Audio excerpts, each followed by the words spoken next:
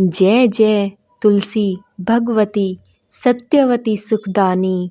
नमो नमो हरि प्रेषी श्री विरिंदा गुणखानी। श्री हरि शीस बिरजनी देहु अमर वर अम्ब। जनहित हे वृंदावनी अब ना करहु विलंब। धन्य धन्य श्री तुलसी माता महिमा अगम सदा श्रुति गाता। हरि के प्राण हूँ से तुम प्यारी हरे ही हेतु किन तप भारी। जब प्रसन्न है दर्शन दीनो तब कर जोरी विनय उस कीनो। हे भगवंत कंत मम हो दीन जान जन छड़ाहु छो। सुनी लक्ष्मी तुलसी की बानी दीनो श्राप कद पर आनी। उस आयोग्य वर मांगन हारी हो विटप तुम जड़ तनुधारी। सुनि तुलसी ही मिश्र प्यो ते ही ठामा करहु वास तुहु नीचन धामा।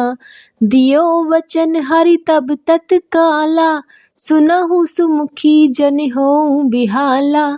समय पाई हो रोपति तोरा पूजी हो आस वचन सत मोरा।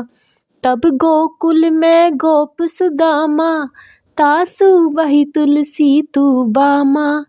कृष्ण रास लीला के माही राधे सत्यो प्रेम लखनाही। दियो श्राप तुलसी तत्काला नरलोकी तुम जन्मु बाला। यो गोप वह दानव राजा शंख चूड़ नामक सिर ताजा। तुलसी बही तासु की नारी परम सती गुण रूप अगारी। अस द्वै कल्प बीत जब गयो कल्प तृतीय जन्म तब भयो।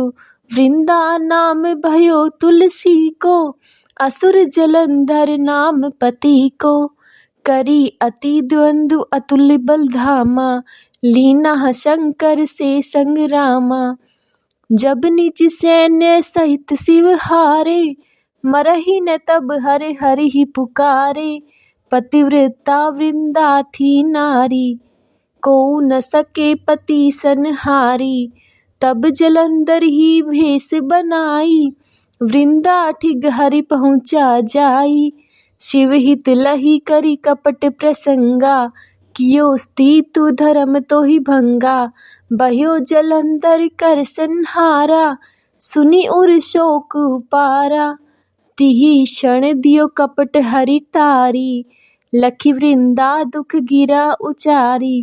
जलंधर जस हत्यो अभीता सोई रावण तस हरि सीता। अस प्रस्त्र सम हृदय तुम्हारा धर्म खंटी मम पतहि सहारा। यही कारण लही श्राप हमारा होवे तनु पाषाण तुम्हारा। सुनी हरि तुरत ही वचन उचारे दियो श्राप बिना उचारे। लख्यो न निज कर तूति पति को छलन चहो जब पार्वती को। जड़ मति तू अस हो जड़ रूपा जग में तुलसी विटप अनूपा। दगव रूप हम शाली ग्रामा नदी गंड की बीच ललामा। जो तुलसी दल हम ही चढ़िए सब सुख भोगी परम पद पइए। बिनु तुलसी हरि जलत शरीरा अतिशय उठत शीश उर पीरा। जो तुलसी दल हरि सिर धारत सो सहस्त्र घट अमृत डारत। तुलसी हरि मन रंजनी हारी रोग दोष दुख भंजनी हारी। प्रेम सहित हरि भजन निरंतर तुलसी राधा में नाही अंतर। व्यंजन हो 56 प्रकारा बिन तुलसी दल ने हरि प्यारा। सकल तीर्थ तुलसी तरु छाही लहत मुक्ति जन संशय नाही। कवि सुंदर इक हरि गुण गावत तुलसी ही निकट सहस गुण पावत। बसत निकट दुर्वासा धामा जो प्रयासित पूर्व ललामा। पाठ करे जो नित नर नारी होई सुख भासहि त्रिपुरारी। तुलसी चालीसा पढ़ई तुलसी तरु गृह धारी, दीप दान करी पुत्र फल पावई बंधु नारी। सकल दुख दरिद्र हरिहार है, परम प्रसन्न आशिये धन जन लड़ही, गृह बसी पूर्ण अत्र। लाही अभिमत फल जागत में लाही पूर्ण सब काम, जेई दल अर्पही तुलसी तैम सहस बसई हरि राम। तुलसी महिमा नाम लख तुलसी सुत सुख राम, मानस 40 रचो जग महम तुलसीदास। तो यह थी तुलसी चालीसा। अब तुलसी चालीसा का अर्थ जानिए। हे भगवती सत्यवती, सुख प्रदान करने वाली तुलसी माता, आपकी जय हो, जय हो। हे भगवान श्री हरि अर्थात श्री विष्णु की प्रिय गुणों की खान श्री वृंदा, आपको नमन है। भगवान श्री हरि के शीश पर विराजमान हे तुलसी माता, अमर होने का वरदान दे। लोगों के कल्याण के लिए हे वृंदावनी, अब देर ना कीजिए। हे तुलसी माता, आप धन्य हैं। श्रुतियों में सदा से आपकी महिमा का पहले गुणगान हुआ है। भगवान विष्णु को आप अपने प्राणों से भी प्यारी है। आपने भगवान विष्णु को वर रूप में पाने के लिए वर्षों तक भारी तप किया। भगवान विष्णु ने प्रसन्न होकर जब दर्शन दिए तो आपने उनसे हाथ जोड़कर विनती की। आपने भगवान श्री विष्णु को अपनी पत्नी के रूप में स्वीकारने की प्रार्थना की। इस पर भगवान श्री हरि ने आपको दीन जानकर छोड़ दिया। लेकिन हे माँ तुलसी, आपकी वाणी को सुनकर माँ लक्ष्मी ने आपको श्राप देते हुए कहा कि आपने अयोग्य वर को अपने लिए मांगा है, इसलिए आप वृक्ष का रूप धारण करेंगे।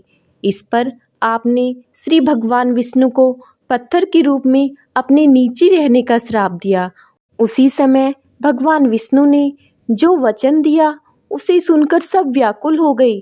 भगवान विष्णु ने वचन दिया कि समय आने पर संसार तुम्हारी पूजा करेगा और तुम मेरी पत्नी बना करोगी।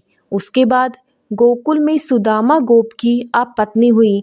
एक बार जब भगवान श्री कृष्ण रासलीला रचा रहे थे तो श्री राधा ने आपके प्रेम पर संदेह किया। वह आपको उसी समय श्राप दिया कि आप मनुष्य रूप में भूलोक पर जन्म लेंगी। वह सुदामा गोप शंखचूड़ नामक राक्षसों का राजा होगा, जिससे आपका विवाह होगा। आपकी पतिव्रता व गुणों की बदौलत शंखचूड़ की पराजय नहीं होगी। इस प्रकार यह कल्प बीत गया व अगले कल्प में आपका तीसरा जन्म हुआ। तीसरे जन्म में आपका नाम वृंदा हुआ व जलंधर नामक असुर से आपका विवाह हुआ। जलंधर बहुत ही बलशाली था। समस्त देवताओं को हराकर भगवान शिव तक उसने युद्ध किया। तब भगवान शिव भी अपनी सेना के साथ मिलकर जलंधर को हरा ना सके तो उसे मारने के लिए शिव ने भगवान विष्णु को पुकारा। लेकिन हे माँ तुलसी, वृंदा के रूप में आपकी पतिव्रता के चलते आपके पति असुर जलंधर को कोई भी मार नहीं सकता था, न ही उसे हरा पाना संभव था। तब भगवान विष्णु ने जलंधर का भेष धारण किया और आपके पास पहुंच गई। भगवान विष्णु ने भगवान शिव की मदद करने के लिए कपट का सहारा लिया, जिससे आपका सतीत्व भंग हो गया। आपका सतीत्व भंग होते ही जलंधर को मारने में भगवान शिव कामयाब हो गए। जलंधर की मौत के बारे में सुनकर आपके हृदय को बहुत आघात पहुंचा। जैसे ही जलंधर की मौत हुई, भगवान विष्णु ने अपना रूप दिखाया, जिसे देखकर आप बहुत पीड़ित हुई। आपने भगवान श्री हरि को श्राप देते हुए कहा कि जिस प्रकार आपने कपट का सहारा लेकर जलंधर की हत्या की है, उसी प्रकार रावण भी छल से सीता का हरण करेगा। हे भगवान विष्णु, आपका हृदय पत्थर के समान है। जो आपने अधर्म का सहारा लेकर मेरे पति का संहार किया, इसलिए मैं आपको श्राप देती हूँ कि आपका तन भी पत्थर का होगा। भगवान विष्णु आज भी शालिग्राम के रूप में पूजे जाते हैं। आपके श्राप को सुनकर भगवान विष्णु ने कहा कि आपने बिना विचार किए ही श्राप दे दिया। आपकी बुद्धि जड़ हो गई, इसलिए तुम भी जड़ रूप हो जाओगी। वह संसार में तुलसी के अनोखे पौधे के रूप में जानी जाओगी। तुम्हारे श्राप को सफल करते हुए मैं भी शालिग्राम के रूप में गंडकी नदी के बीच मौजूद रहूंगा। इसके बाद भगवान विष्णु ने कहा कि हे वृंदा, तुलसी के रूप में तुम मुझे बहुत प्रिय रहोगी। जो भी तुम्हें मेरे शालिग्राम रूप पर अर्पण करेगा वह संसार के सारे सुख भोग कर मोक्ष को प्राप्त करेगा। बिना तुलसी को अर्पण किए भगवान विष्णु का शरीर जलता रहता है और उनके हृदय में पीड़ा होती है। जो कोई भी तुलसी के साथ जल को भगवान विष्णु का स्नान कराता है, समझो वह हजारों घड़े अमृत के डालता है। तुलसी भगवान विष्णु को अति प्रिय है। यह समस्त कष्टों को मिटा देती है। प्रेम पूर्वक भगवान विष्णु का निरंतर भजन करना चाहिए। भगवान विष्णु के लिए तुलसी व राधा में कोई भेद नहीं, उनके लिए दोनों समान है। चाहे भगवान विष्णु को कोई 56 भोग ही क्यों न लगाता हो, लेकिन तुलसी के बिना भगवान विष्णु को यह प्यारे नहीं लगते। तुलसी के पौधे की छाया में सभी तीर्थों का सुख प्राप्त होता है, इसमें कोई संशय या संदेह नहीं। जो भी तुलसी की पूजा करता है उसे मुक्ति मिलना तय है। सुंदर कवि भी भगवान विष्णु के गुण गाता है और तुलसी की पूजा कर हजारों गुणों को प्राप्त करता है।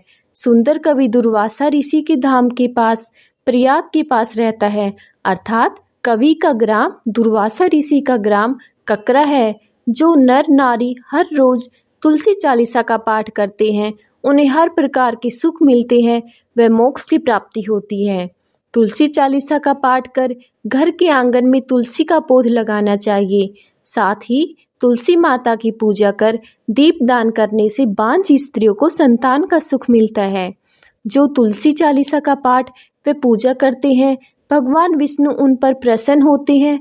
वे उनकी सारी दरिद्रता, सारे कष्ट दूर कर देते हैं। उनके घर अन्न धन से परिपूर्ण होते हैं। उन्हें संसार में मन चाहे परिणाम मिलते हैं। उनके सब कार्य संपन्न होते हैं।